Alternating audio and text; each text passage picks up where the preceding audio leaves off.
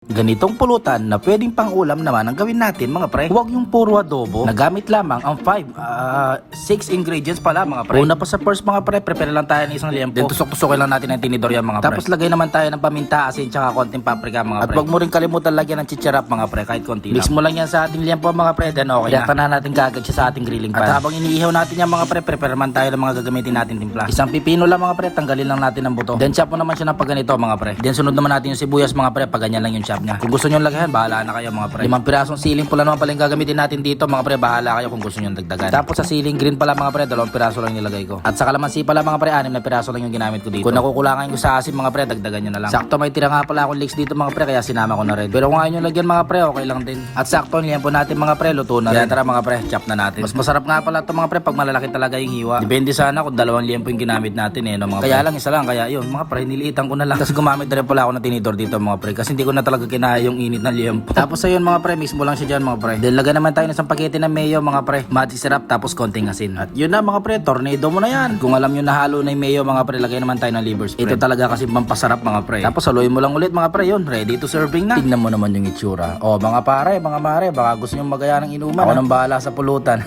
Pero gawin na muna natin pang ulam mga pre. Bagay na bagay kasi talaga to mga pre, sa napakainit na kanin no? Yung pong mausok-usok siya. Pala mga pre, kung nakabot ka sa dulo ng video na to, paki-comment mo naman kung taga saan ka, para naman ma-shoutout kita sa susunod natin na upload. At kung nagustuhan mo naman yung mga ganitong klaseng content, pakitap mo naman yung like, follow, and share. Yun lang mga pre, pakabusog kayo palagi ha. Bye-bye!